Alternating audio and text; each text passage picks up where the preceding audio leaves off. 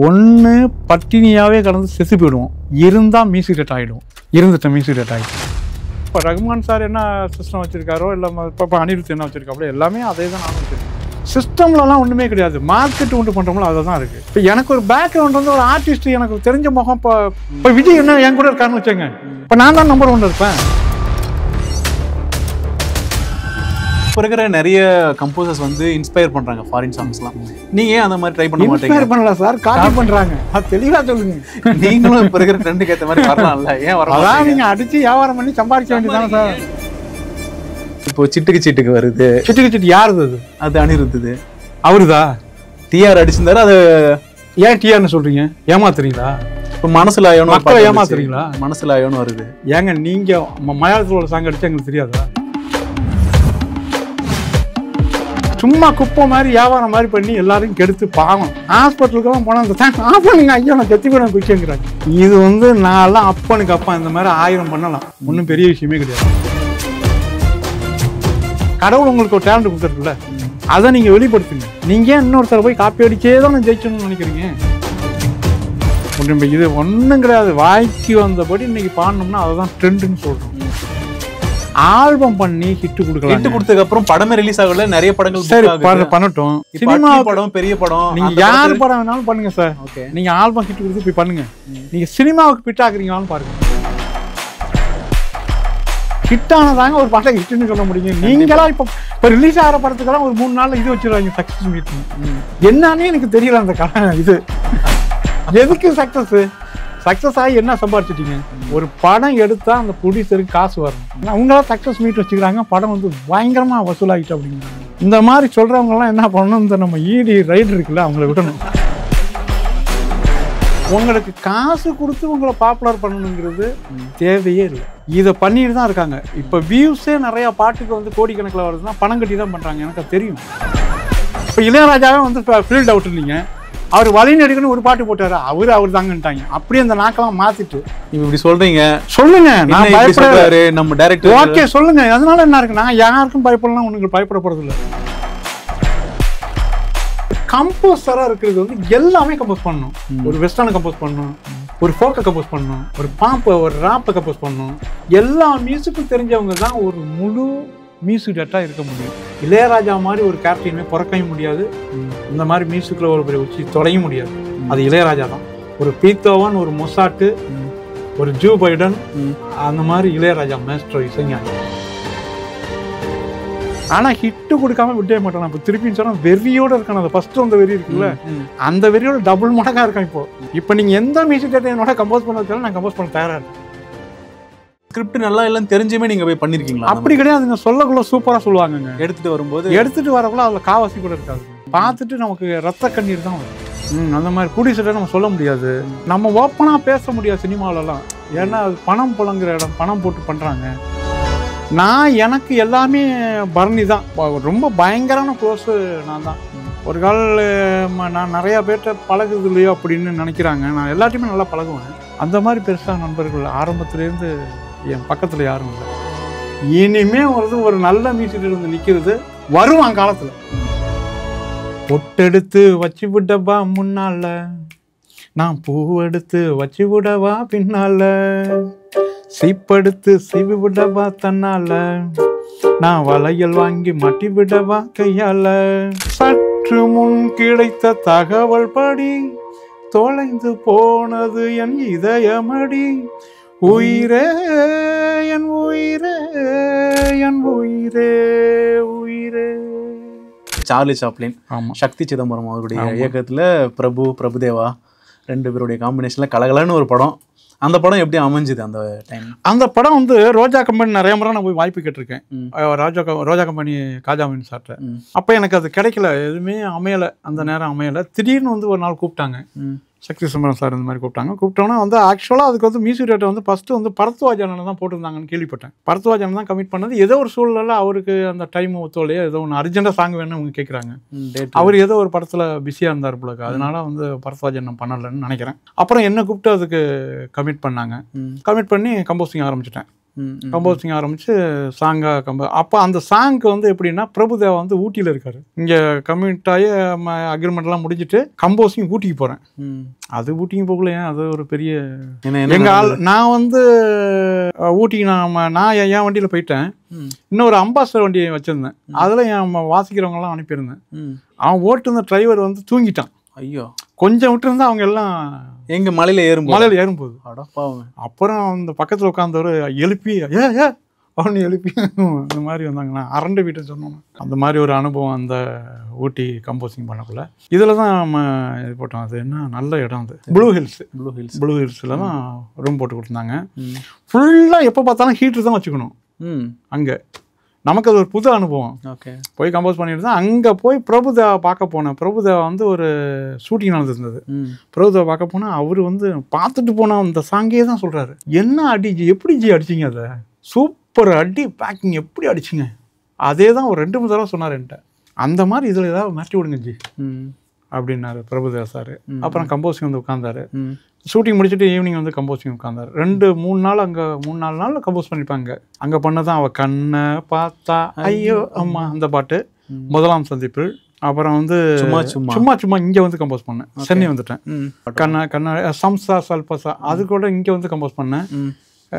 ஒரு 3 சாங் கண்ணாடி சேலை கட்டி ஒரு 3 சாங் அங்கே கம்போஸ் பண்ணேன். அந்த படம் எடுத்துட்டு இருக்கும் போதே உங்களை அது வேற படம், சார்லி சாப்ளின் கிடையாது. ஓகே, அவர் வேற படம் நடிச்சிருந்தார். சார்லி சாப்ளின் அப்போ ஆரம்பிக்கல, சாங்குக்காக கம்போஸ் போயிட்டோம். கம்போசிங் முடிச்சுட்டு வந்து திருப்பி இங்கே வந்து சாங் ரெக்கார்டிங் பண்ணி அதுக்கப்புறம் தான் ஆரம்பிச்சாங்க. அந்த பாட்டுமே கூட எஸ்பிபியும் சூப்பராக, அந்த பல்லவிலாம் இன்னும் சூப்பராக இருக்கும். பல்லவி அண்ட் சரணமுமே வந்து ஆமா, அவ கண்ணை பார்த்தா ஐயோ அம்மா ஐயோ அம்மா, அது வந்து அந்த சீக்வன்ஸை சொல்றாரு சக்தி. அதாவது வந்து அத பிரபு கிட்ட வந்து இந்த பொண்ணை பத்தி வந்து பாடுறாப்புல வர்ணிக்கிறாரு. அதான் பாட்டு. எப்படி பண்ணீங்களோ பண்ணுங்க அப்படிங்கல அந்த ஐடியா பண்ணால் அந்த ஐடியாஸ் நல்ல செட்டப் ஆகிட்டு இங்கேருந்து ஒரு லெட்டர் இதை எழுதி கொடுப்பாரு. ரொம்ப நல்லா இருக்கும். அது விஷுவலாகவும் ரொம்ப நல்லா இருக்கும் அந்த பாட்டு.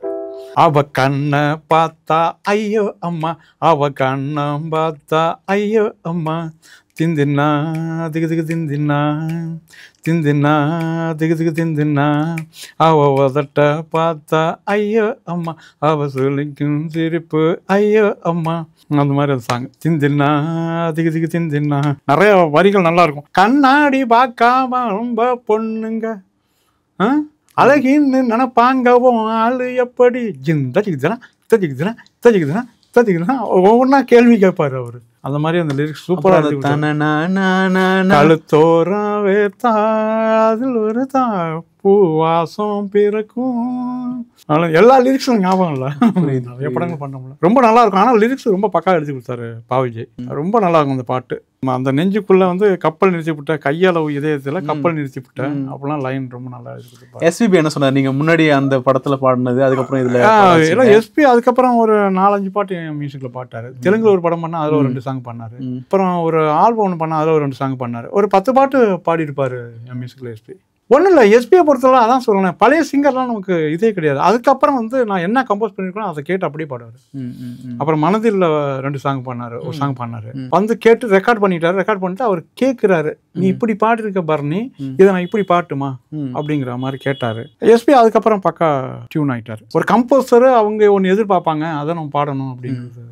அதுக்கப்புறம் சூப்பராக பாடி கொடுத்தாரு. சரி, அந்த படத்துலேயே பொண்ணு ஒரு தீ சும்மா சும்மான்னு ஒரு பாட்டு, அந்த பாட்டு அது இங்கே வந்து சூப்பர் குட்டு ஒயிட் ஹவுஸில் பண்ணேன். அது என்னன்னா, இங்கே வந்து பேசிக்கிட்டோம்ல, ஏதாவது ஒன்று வேணும் பசங்களுக்கு கொளுத்தி விடுற மாதிரி அப்படின்ட்டு வந்துட்டு இருந்தேன். நான் ரொம்ப நாளாக ஒரு ஐடியா பண்ணேன். எவன் என் ரூமுக்கு வந்தாலும் சில பேர் வருவாங்க, என்ன மாப்பிள்ள என்ன அங்கே போயிட்டு வந்தியா அப்படின்னு. சும்மா அங்கே போயிட்டு வந்தேன், அந்த விஷயத்தையே சொல்ல மாட்டாங்க. சும்மா சும்மா சும்மா இது பேசிக்கெல்லாம் வந்து நிறைய ஃப்ரெண்டு பாரத் செல்வம் நிறைய பேர் இப்படி இருந்தாங்க. இவங்கெல்லாம் எங்கே போயிட்டு வந்தேன், என்ன அங்கே போயிட்டு வந்தேன், இப்போதான் போயிட்டு இப்போ தான் வர்றேன் அப்படின்னு. சும்மா அங்கே போயிட்டு வந்தேன். எல்லாருமே பரவாயில்ல பேசுறது, பரவாயில்ல அந்த பேசுகிற வேர்டு வந்து எனக்கு மைண்டில் ஸ்ட்ரைக் ஆகிட்டு இருந்துச்சு. என்னடா சும்மா போயிட்டு வந்தேன் அப்படின்னு எனக்கு தோணி ஒரு ஐடியா வச்சிருந்தேன் மைண்டில். இங்கே வந்து சக்தி சிதம்பரம் வந்து ஒயிட் ஹவுஸில் உட்காரக்குள்ள தான் அதை அப்படி ஆரம்பித்தேன். சும்மா தத்தி தான் ஆரம்பித்தேன். சும்மா சும்மா சும்மா சும்மா சும்மா சும்மா சும்மா சும்மா பொண்ணு பொருத்தி சும்மா சும்மா பார்த்து சிரிச்சா சும்மா சும்மா அவளும் நானும் சும்மா சும்மா 5 மணிக்கு சும்மா சும்மா சும்மா சும்மா சும்மா சும்மா சும்மா சும்மா சும்மா பையன் ஒருத்தன் சும்மா சும்மா பார்த்து சிரிச்சான் சும்மா சும்மா அவனும் நானும் சும்மா சும்மா 5 மணிக்கு சும்மா சும்மா சும்மா சும்மா சும்மா சும்மா சும்மா சும்மா சும்மா சும்மா சும்மா பார்த்து சும்மா சும்மா பேசி ஆசை காட்டி ஆள கொண்டுட்டா பொண்ணு ஒருத்தி சும்மா சும்மா பார்த்து சிரிச்சா சும்மா சும்மா அவளு நானு சும்மா சும்மா 5 மணிக்கு சும்மா சும்மா சும்மா சும்மா சும்மா சும்மா சும்மா சும்மா அப்படின்னு வேற இதுதான் சார் பாட்டு அப்படின்ட்டாரு. சூப்பர் சார், இதுதான் பாட்டுன்ட்டாரு. அந்த மாதிரி கேட்டோடனே ஓகேன்ட்டார் அந்த பாட்டு. அவ்வளோ சூப்பராக அந்த படம் வந்து அமைஞ்சது. ஒரே ஒரு சாங் மட்டும் வந்து நாங்கள் கம்போஸ் பண்ணல. பிரபுதேவாவுக்கு வந்து ஒரு சாங் கம்போஸ் பண்ணாங்க, கண்ணாடி சேலை கட்டி அப்படின்னு ஒரு பாட்டு ஆல்பத்தில் இருக்கும். அந்த பாட்டு, அந்த சாங்கு அவருக்கு பிரபுதேவாவுக்கு பிடிக்கல. அது வந்து வேற மாதிரி ஒரு ஃபோக்காக இருந்தால் நல்லா இருக்குமே சார் அப்படின்னு சொன்னார். வேற மாதிரி இருந்தால் நல்லா இருக்குமே அப்படின்னாரு. அப்புறம் அதுக்கப்புறம் தான் வந்தார் அவர். என்ன வேணும் அப்படின்னு வந்தார் உட்கார்ந்தார். இங்கே நான் கம்போஸ் பண்ணுறேன்னா கார்த்திகான் அங்கே வந்தார் பிரபுதேவா சார். வந்து உட்கார்ந்தார். ஃபஸ்ட்டு பேசணும், என்ன மாதிரி வெஸ்டர்னாக வேணுமா இல்லை லோக்கலாக வேணுமா, என்ன மாதிரி அந்த சாங் உங்களுக்கு வேணும் அப்படின்னு. எனக்கு ஒரு புது விதமாக வெஸ்டர்னாகவும் இருக்கலாம், அது ஏதாவது ஒரு பேட்டர்னாக தான் நல்லாயிருக்கும் அப்படின்னு சொன்னாப்புல. காஜாமன் சார் ஃபோன் பண்ணி சொல்கிறாரு, ஏதோ அந்த சாங் அவர் கேட்குற மாதிரி ஒன்று அது பண்ணி கொடுத்துருங்க அப்படின்னாரு. சரிங்க சார் நான் அதை பண்ணிடுறேன் அப்படின்னா வந்து உட்காந்தாரு. உட்காந்துட்டு இவர் என்ன யோசிக்கிறாருன்னு அப்படி யோசிச்சுட்டு ஒரு ஐடியா பண்ணியிருந்தேன். அந்த ஐடியா சும்மா பாடி காட்டினேன். அதான் சம்சா சல்பசா நினைச்சா சக்சஸா அனச்சா கிசுகிசா மிஸ் மேரோ பாபூர் பசி எல்லாம் பைரசி தந்தா தானனா தானா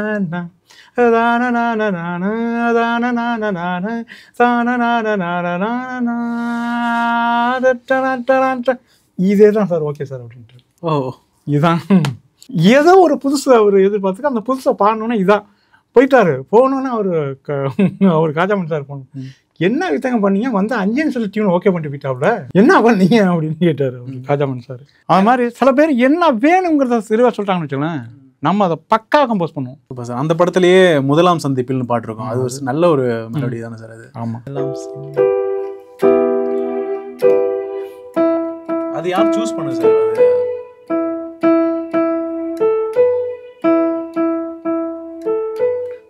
அது பாடி காட்டின அங்கேயே கம்போஸ் பண்ணிட்டேன் ஊட்டியிலே. அது வந்து ஒரு நான் எப்பொழுதுமே கம்போஸ் பண்ணக்குள்ள என்ன ராகத்தில் கம்போஸ் பண்ணோம், இதில் கம்போஸ் பண்ண போகிறோம் அப்படியெல்லாம் நான் எந்த மைண்டும் வச்சுக்க மாட்டேன். கம்போஸ் பண்ணிட்டு அதை வாட்சி பார்த்தோன்னா அது ஒரு ராகத்துக்குள்ளே இருக்கும். ஏன்னா நான் என்னோட கற்பனையை தானே கம்போஸ் பண்ணணும். அப்படிங்கிற ஒரு ராகத்துக்குள்ளே போயிட்டேன்னா அந்த நோட்டை விட்டு தாண்டே தாண்டாது மைண்டு. என் மைண்டுக்கு அதை கம்போஸ் பண்ணுவேன். கம்போஸ் பண்ணி தான் பார்க்குறேன். சலநாட்டங்கிற ஒரு சூப்பர் ராகத்துக்குள்ளே இருக்குது. அப்படி கம்போஸ் பண்ணால் அந்த சாங் வந்த புதுசில் வந்து வெளிநாட்டிலேருந்து ஒரு அம்மா ஃபோன் பண்ணி கேட்குறாங்க, ராஜா சார் வந்து இந்த ராகத்தில் வந்து பணிவிலும் மலர்வனம் உன் பார்வை ஒரு வரம் இனிவரும் முனிவரும் தடுமாறும் கனிமரம் அப்படி பண்ணியிருக்காரு அந்த சலநாட்டில். அதுக்கப்புறம் சலநாட்டில் ஒரு சூப்பர் சாங் நீங்கள் தான் கம்போஸ் பண்ணியிருக்கீங்க, சூப்பராக இருக்குது அப்படின்னாங்க. இப்போ வரைக்கும் அது கேட்குற இப்போ வரைக்குமே முதலாம் சந்திப்பில் நான் அறிமுகமானேனே, 2ஆம் சந்திப்பில் என் இதயம் தொலைத்தேனே, 3ஆம் சந்திப்பில் முகத்தை மறைத்தேன், 4ஆம் சந்திப்பில் நகத்தை கடித்தேன், காதல் வந்தது காதல் வந்தது காதல் வந்ததடி அடி, காதல் வந்தது காதல் வந்தது காதல் வந்ததடி, இன்னும் கோடி கோடி ஆசை நெஞ்சின் உள்ளே உள்ளதடி, முதலாம் சந்திப்பு அப்படி. அந்த ஃபர்ஸ்ட் சந்திப்பு செகண்ட் சந்திப்பு அதுதான் 8 சந்திப்பு வரைக்கும் வரும்ல சார் அது? ஆமா. அது என்ன கான்செப்ட்ல சார்? அதை நான் பல்லவி நான் ஐடியா பண்ணிட்டேன், அது எழுதக்குள்ளேயே ஐடியா பண்ணிட்டேன். அப்புறம் அதுக்கப்புறம் வந்து பாவிஜய்ட்டு அப்படியே கொடுத்துட்டேன். அது பாவிஜய் வந்து நிறைய உள்ளுக்கு 500 சந்திப்பு எழுதி கொடுத்தாப்புல அந்த படத்தை. 500 சந்திப்பு? ஆமா. ஐயோ, அவர் டைரக்டர் என்ன பண்ணிட்டாரு, நீங்களும் பாவிஜயும் சேர்ந்து அதை பண்ணிங்க அவ்வளவுதான். சாங் எனக்கு டியூன் ஓகே, நீங்க எப்படி பண்றீங்களோ பண்ணுங்கன்ட்டாரு. இவர் எழுதி கொடுக்குறாரு, இன்னும் ஏதாவது இருந்தால் பெட்டரா இருந்தால் நல்லா இருக்கும் பாவிஜய் அப்படிங்கிறான், விஜய் அப்படிங்கிறான். அவர் டைரக்டரே விட்டுறாரு, நீங்க தான் என்ன போட்டு கொள்றீங்க இத்தனை சந்திப்பு 500 சந்திப்பு எழுதி கொடுத்துருக்கீங்க பாருங்க. ஹீரோ ஹீரோயின் அத்தனை சந்திப்பு சந்திச்சிருக்க மாட்டாங்க. அவ்வளோ சந்திப்பு. ஆனால் சூப்பரான லைன்லாம் அதில் எழுதியிருப்பாங்க. இரு கையில் ஆணி வைத்து சிலுவைக்குள் அறைந்தாலும் உயிர் நீத்து உடன் வந்து உன்னை சந்திப்பேன் அப்படிலாம் எழுதியிருப்பாங்க. சரணமே ரொம்ப நல்லா இருக்கு.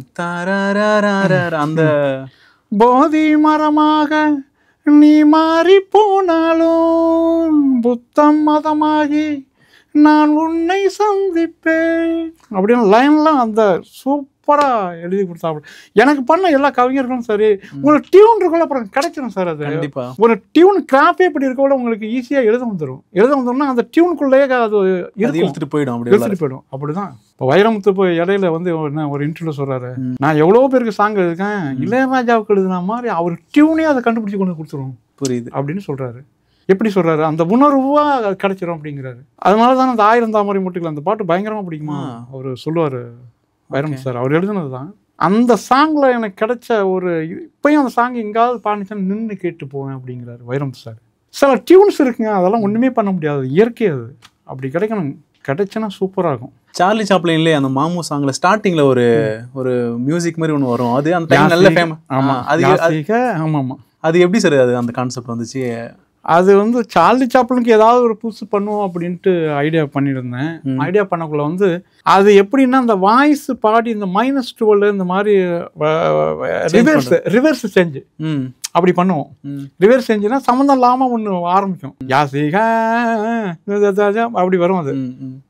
அது அதை வந்து அந்த கம்போசிங்காக ஆனந்த விகடன்லேருந்து வந்து இன்டர்வியூ எடுத்தாங்க. அப்போ இதை நீங்க எப்படி பண்ணீங்க இதை அப்படின்னு கேட்டாங்க. அது அந்த படத்துக்கு அது ஒரு புதுசா இருந்தது. மாமு மாமு மாமு அந்த பாட்டுக்கு முன்னாடி வரும் அது. ஆமா, அந்த பிஜிஎம் அது நிறைய டெலிவிஷன்லயே அந்த டைம்ல நிறைய யூஸ் பண்ணியிருந்தாங்க. பிட்ட மட்டுமே யூஸ் பண்ணாங்க. அப்புறம் இன்னொரு பிட் டிங் டாங் டாங் அந்த இதுல கண்ணாடி அந்த பாட்டோட செகண்ட் பிஜிஎம் வந்து அந்த நிறைய அந்த பெயிண்டிங்கெல்லாம் அவ்வளோ யூஸ் பண்ணாங்க அந்த பிஜிஎம் எல்லாம். அந்த ஓப்பனிங் இருக்குது கொஞ்சம் சும்மா திருப்பியும் அதை பார்க்கலாம். ஆமா, அந்த அது என்ன அந்த ரிவர்ஸ் பண்ணீங்களா அந்த பிஜிஎம் வாய்ஸ் ஓவர்ல தரரா தரரா தரரா தரரா தரரா தரரா அதான் அந்த யாசிகவா ஃபுல்லா பாட முடியாது. அது லிரிக்ஸே என்னன்னே புரியல சார். அது இல்ல, அது யாசிகா அதான் ரிவர்ஸ் பண்ணிட்டோம். அதை ஒரு வாய்ஸை இப்படி பாடி அதை ரிவர்ஸ்ல பண்ணி -12 பண்ணி ரிவர்ஸ் பண்ணிட்டோம். புரியாது அது ரிவர்ஸ்ல வர. ரிவர்ஸ்னா இப்படி இருக்கிற ஒரு ட்ராக்கை இப்படி தூக்கி ப்ளே பண்ணுவோம். அதை ஃபர்ஸ்ட் -12 ஆக்கினாலே வாய்ஸ் நேர வாய்ஸ் மாதிரி ஆயிடும், அப்படி ஆயிடும். அதை தலைகீழ தூக்கி போட்டோம். அப்படி பண்ண அந்த இது அதை தான் கேட்டாங்க. அப்போ நான் சொன்ன ஆனந்த விகடன் இப்படிதான் சார் பண்ணோம். அது ரொம்ப புதுசா இருக்குங்க, நல்லா இருக்குங்க. அது இதுக்குன்னே ஸ்பெசிஃபிக்கா வந்து கேட்டாங்களா? ஆமா ஆமா. அந்த வீட்டுக்கு அந்த நேரம் வந்து ஆனந்த விகடன் ஒரு சூப்பர் இன்டர்வியூ ஒன்று கொடுத்துருந்தேன். இன்டர்வியூனா அந்த இன்டர்வியூ வந்து நிறைய பேர் அப்படியே கிளாஸ் பண்ணாங்கண்ணா. அப்போ சொன்ன பதிலுக்கு உங்களுக்கு யாரை குருவா நினைக்கிறீங்க அப்படின்னு ஒரு கேள்வி கேட்டிருந்தாங்க. இவ்வளவு பெரிய உலகத்துக்கு இவ்வளவு அந்த பறவைகளோட சத்தம், இந்த ஓடைகளோட சலசலப்பு, இவ்வளவு நேச்சர் மியூசிக் எஃபெக்டா பண்ணி வச்சிருக்க இந்த யாருன்னு சொல்றோம்ல, அவங்க தான் எனக்கு குருவா இருக்க முடியும் அப்படின்னு அது கிளாஸ் பண்ணாங்க. சார் அடுத்து சுந்தரா டிராவல்ஸ் அந்த படம் வந்து தமிழ் சினிமாவில் ஒரு காமெடி படத்துக்குன்னு ஒரு ஐக்கானா இருக்கு. ஒரு பஸ்ஸை வச்சு அந்த மலையாள படமா ரீமேக் பண்ணாலுமே அதே தான் பண்ணாரு. ஆமா, இப்போ வரைக்குமே அதில் இருக்க ஒரு த்ரூ அவுட் ஒரு படம் காமெடியா பார்க்கணும், அந்த படத்தை பார்க்கலாம். ஆமா, அந்த படத்துக்கு மியூசிக் பண்ண அனுபவங்கள், ஒரு காமெடி படத்துக்கு நீங்க எப்படி டியூன் ஆகி நீங்க அது விஷயங்கள்லாம் பண்ணீங்க? இல்லை, சார்லி சாப்ளினே கிட்டத்தட்ட காமெடி மூவி தான். அதுவும் காமெடி ஓரியன்ட் தான். அந்த இவன் ஒரு பொண்டாட்டி கட்டிவான், அதனால இன்னொரு பொண்டாட்டி வச்சுக்கிறதுக்கு ஏதோ ட்ரை பண்ணி இது இன்னும் அவுட் காமெடி தான் சுந்தரா டிராவல்ஸ். அது வந்து ஒரு பக்காவான அனுபவம். அந்த படம் எப்படின்னாக்கா பாத்தீங்கன்னா அவரு தங்கராசன் தான் தயாரிப்பு. அந்த படம் வந்து தாகாங்கிறவர் அங்க மலையாளத்துல அந்த படத்தை எழுதினார்ல, இயக்குனர்ல, அவரே தான் பண்ணாரு. பறக்கும் தலிகான்னு அங்க மலையாளத்துல, இங்க வந்து சுந்தரா டிராவல்ஸ் திலீப் பண்ணிருப்பாரு. இதுல மலையாளத்துல இங்க வந்து நம்ம முரளி வடிவேலு பண்ணது.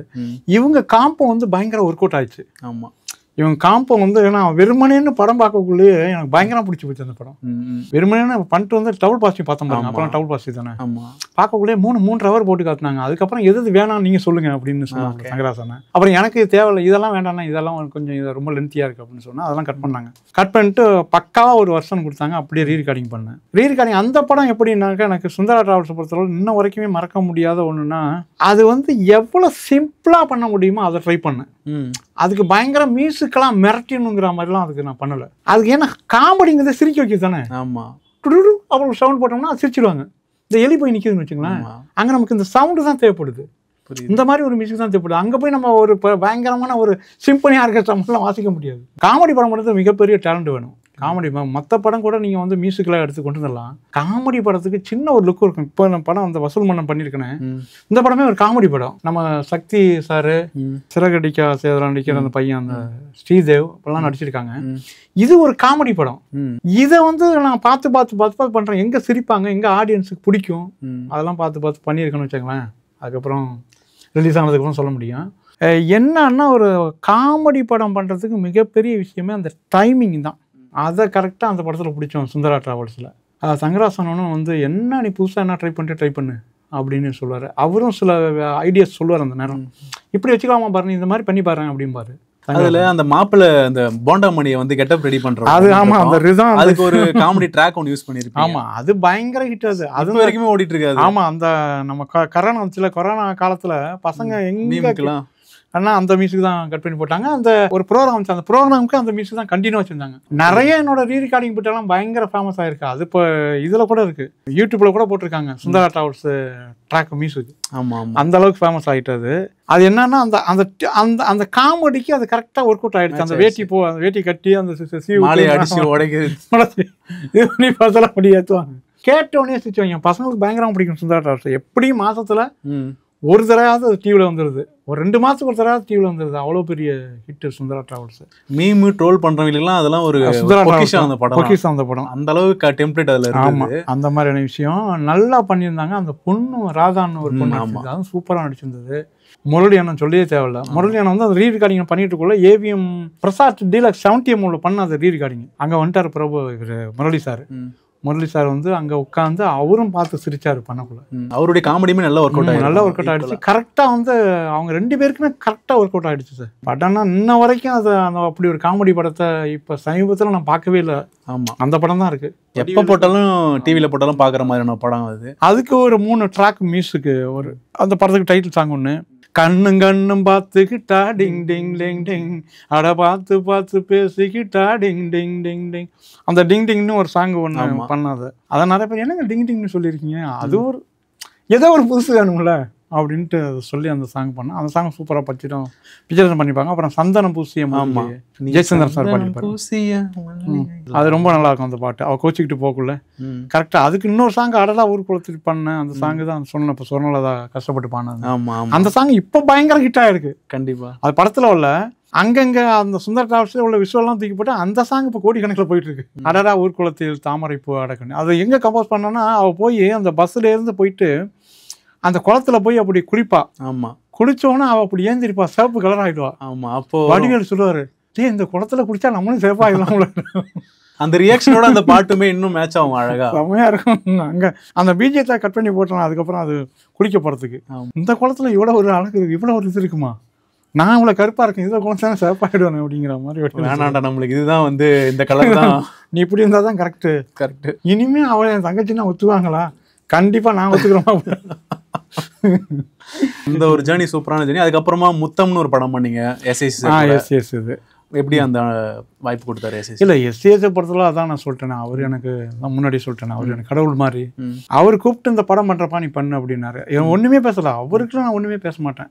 அவர் நீ இதை பண்ணுறேன்னா நான் பண்ணுவேன், அவ்வளோதான். அதில் ஒரு ட்ராக்ல ஒரு கவிதை சொல்கிற மாதிரியான ஒரு ட்ராக். ஆமாம், அது சாரே வந்து பாடியிருப்பாருன்னா ஒரு உணர்வோடு அப்படி பேசுவார். அது ஆமாம் ஆமாம். ஒரு முறை நீ என்னை பார்த்தால் போதும், உள் நெஞ்சில் நாரும் அன்பே அன்பே அப்படி அந்த மின்மின் பூச்செல்லாம் பறக்க வச்சு ஒரு மாதிரி பண்ணியிருப்பாரு. அதில் ஒரு கவிதை மாதிரி அப்படி பேசிப்பாரு. என்ன அதுலன்னா அவரையும் பாட வச்சுட்டேன், சோபாமாவும் பாட வச்சுட்டேன், விஜயும் பாட வச்சுட்டேன், ஃபேமிலியே டோட்டலாக பாட வச்சுட்டாங்க. அவ்வளோதான். அது எனக்கு ஒரு சந்தோஷம், அவ்வளோதான். Super sir. அந்த படம் சரியா போகாம காரணம் என்னமா? அது வந்து முதல் டிஜிட்டல் படமே அதான் சார். அதை நான் பதிவு பண்ணணும் உங்களுக்கு. ஏன்னா நிறைய பேர் ஆரம்பிச்சாங்க. அப்போ வந்து பிசி சார்லாம் ஒரு படம் ஆரம்பிச்சாரு, வானவாசப்படம் ஏதோ ஒரு படம் ஆரம்பிச்சாங்க. ஆனா எங்க படம் தான் ஃபர்ஸ்ட் வந்து சென்சார் ஆகி வெளியே வந்தது. முதல் இந்தியாவிலே முதல் டிஜிட்டல் படத்துக்கு இங்க இந்தியாவிலன்னு சொல்ல, இங்க தமிழ்நாட்டில் முதல் டிஜிட்டல் படத்துக்கு இசையமைச்சது நான் தான் அப்படின்னு நினைக்கிறேன். ஆனால் இந்தியாவிலேயே ஃபஸ்ட்டுன்னு சொன்னார் கேமராமேன் நம்ம செல்வான்னு. அதான் நம்ம ஃபஸ்ட்டு டிஜிட்டல் படம் ஃபுல் படம் வந்து சென்சாரில் வாங்கினது அப்படின்னு சொல்கிறாரு. அது எனக்கு ஒரு சந்தோஷம். டிஜிட்டல் படம் அது என்னன்னா எடுக்கக்குள்ள வந்து அது வந்து 25 ஃப்ரேமு, இது 24 ஃப்ரேமு. ஆமாம், அதில் அட்ஜஸ்ட்மெண்ட் ஆகக்குள்ள தான் அது ஒரு பெரிய கொஞ்சம் ஸ்லோ ஆகிடுச்சு படம். கொஞ்சம் சாங் இப்போ ஒரு டெம்போவில் பண்ணிக்கணும்னு வச்சுங்களேன், ஒரு 500 அடி போகுதுன்னா 500 ஃப்ரேம் எக்ஸ்ட்ரா ஆகுது. அந்த மாதிரி பண்ணக்குள்ள உங்களுக்கு ஸ்லோவாகிடுது. இப்போ டிஜிட்டல் வந்து 25 ஃப்ரேமு, அதை வந்து 24 கன்வெர்ட் பண்ணக்குள்ள ஒரு ஃப்ரேமு மேட்ச் ஆகலை, மிஸ் ஆகலை. அந்த மாதிரி அதுதான் அந்த படத்தில் ப்ராப்ளம். பாம்பேல கொண்டு பண்ணிட்டு வந்தாங்க. அதுக்கப்புறம் எஸ்எஸ்சி வந்து உங்களுக்கு அந்த ட்ராக்ல பேசியிருந்தாரு கவிதைகள். அதே மாதிரி கார்த்திக்குமே மனதில்னு ஒரு ஆல்பம் ஒன்று வந்து. ஆமாம் ஆமாம், அது எப்படி அந்த அனுபவம் எப்படி சார் இருந்தது? நல்ல படம் சார். அந்த படம் நல்லா எடுத்தாங்க. ஒரு கேரளா டைரக்டர் தான் அவர் வந்து படம் எடுத்தார். நம்ம கௌதம்னு ஒருத்தர் நம்ம ஃப்ரெண்ட் இருக்கார் கோயம்புத்தூர், கௌதம். அவர் தான் அந்த படத்தை வந்து ஆரம்பித்து நல்லபடியாக பண்ணாங்க. படமெல்லாம் முடிஞ்சு நல்லா பக்கா ஆகிட்டு அவங்களுக்குள்ள ஒரு சின்ன மிஸ் அண்டர்ஸ்டாண்டிங்கில் அந்த படம் இது வரைக்குமே ரிலீஸ் ஆகலை. கார்த்திக் அவர்கள் அந்த ட்ராக்ல பேசினார் பாருங்க, இன்னும் எனக்கு மறக்க முடியாது. கார்த்திக்னு அந்த கதையில் எப்படி பேசுவாரோ அந்த படத்தில் அதே மாதிரி பேசி அந்த ஆடியோ வெளியிட்டாங்க. சோனி மியூசிக்ல இருக்கு அந்த ஆடியோ. நிறைய முன்னாடி அந்த மாதிரி ட்ராக்குக்கு முன்னாடி ஒரு லீடு மாதிரி கொடுத்து தான் சார் நிறைய ஆல்பங்கள்லாம் அப்போ வந்து. இப்போலாம் அந்த மாதிரிலாம் வரதில்லை. இப்போ எல்லாம் டைரெக்டாக கண்டென்ட்குள்ளே போயிடுறாங்க சாங்குள்ளார. இல்லை இப்போ இருக்கு. ஒரு சில பேர் டேஸ்ட் உள்ளவங்க பண்ணுறாங்க ஒரு சாங்கை வந்து மக்களுக்கு தெரிவிக்கிறதுக்கு. அப்போ ஆடியோ கேஸ்டாக இருக்கும். சீடியாவும் இருந்தது. பாரதி ராஜெல்லாம் அந்த மாதிரி நிறைய பண்ணியிருக்காரு. நடுவில் பேசுவாப்புல நான் முதல் மரியாதை நான் சின்ன பிள்ளையாருக்குள்ள பார்த்தது. அதில் அந்த மாதிரி பேசி சாங்க்கு முன்னாடி வரும். வைரமுத்து அந்த மாதிரி பண்ணியிருக்காரு. நிறைய அந்த மாதிரி பண்ணி அந்த மாதிரி ஒரு ஃபாலோப்ல அது பண்ணலாம். எப்போ பண்ணாலும் அது எடுப்படும் தான். அது சூப்பரான ஒரு விஷயம் தான். ஒரு சாங்கை முன்னாடி அதை பற்றி ஒரு இன்ட்ரோடக்ஷன் கொடுத்துட்டு அந்த சாங் ஆரம்பிக்கிறது. அந்த டைம்ல நிறைய படங்கள் அன்ரிலீஸ் ஆகாம போச்சு. அது எப்படி சார் உங்களுக்கு ஒரு இதா இருக்கும்? நிறைய ஒர்க் பண்ணிருப்பீங்க. நான் வந்து இப்போ இது வரைக்குமே வந்து எல்லா லாங்குவேஜும் சேர்த்து ஒரு 40 மூவி பண்ணியிருக்கேன்.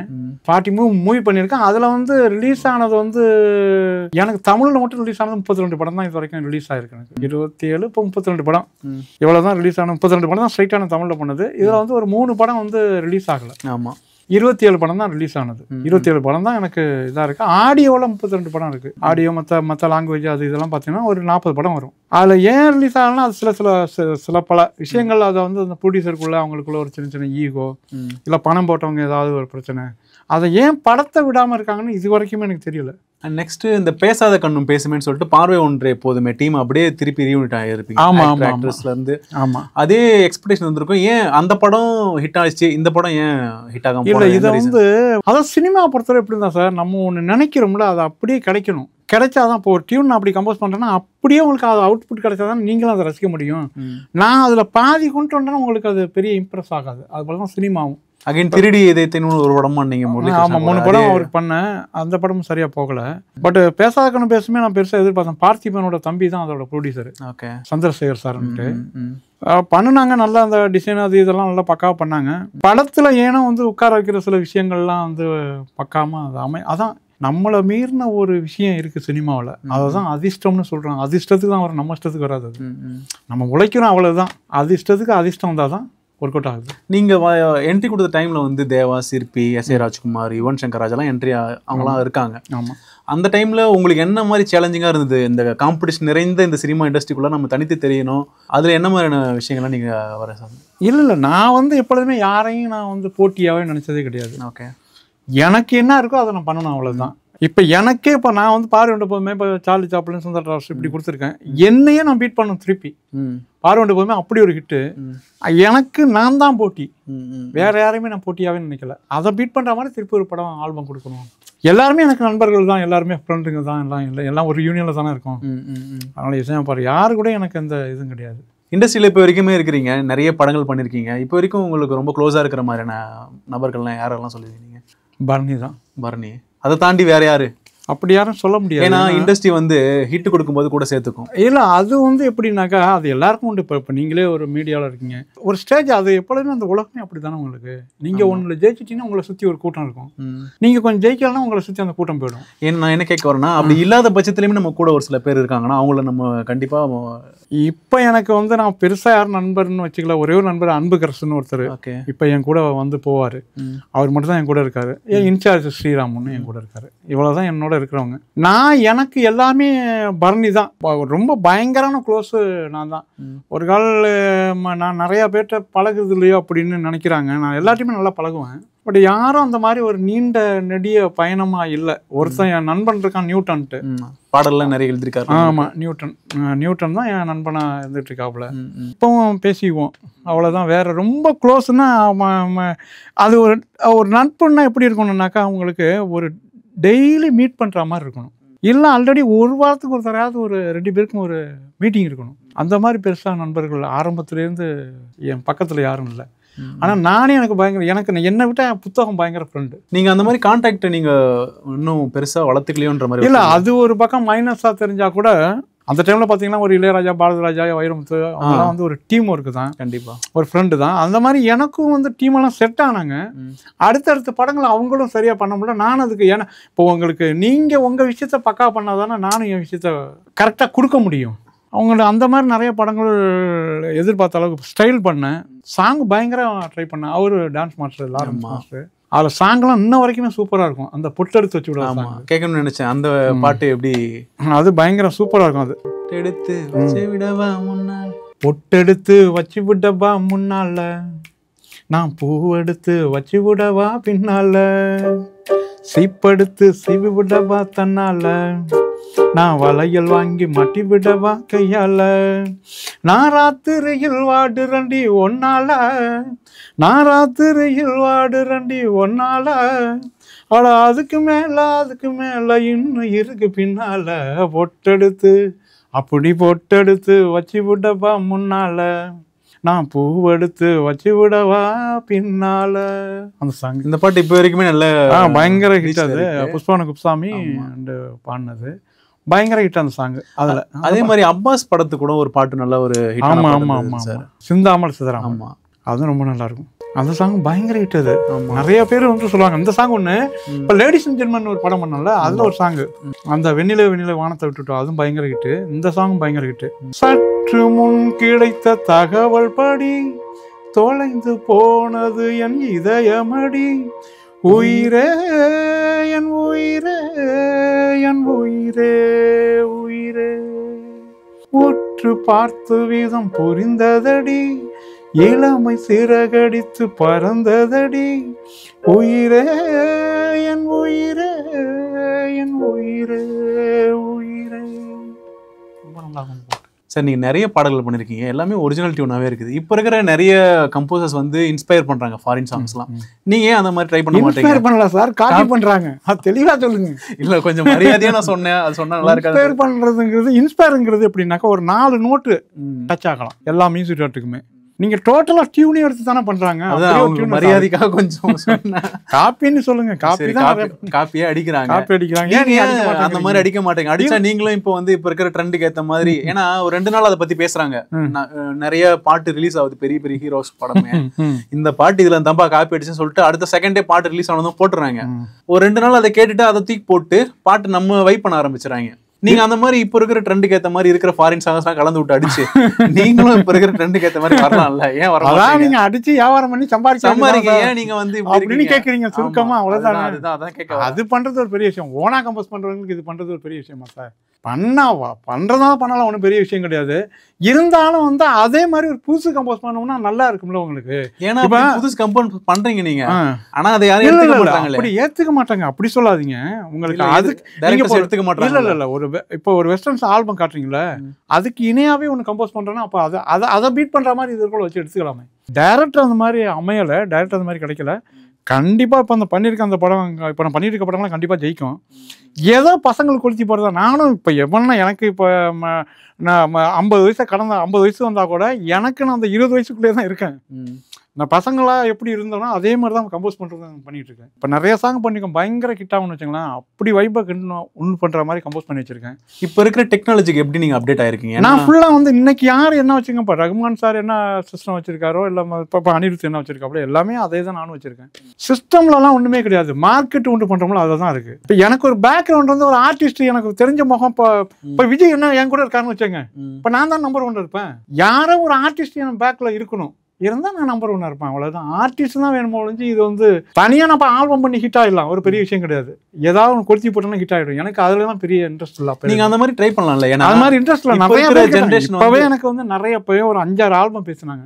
நான் ஆல்பமே எனக்கு படம் ஒரு 10 படம் தெளிவாக பண்ணுறேன்னா போதும், அவ்வளோதான் நான் நினைக்கிறேன். இப்போ வந்து ஆல்பமாக நீங்கள் ஒரு 2 பாட்டை ஹிட் கொடுத்துட்டீங்கன்னா அவங்களே தேடி வர ஆரம்பிச்சிருவாங்க இல்லை? மேபி அது ரீச். இப்போ சாம்பிளுக்கு சொல்லணும்னா திப்புடைய பையன் வந்து சாயா பயங்கர் வந்து 3 ஆல்பம் தான் பண்ணாப்புல.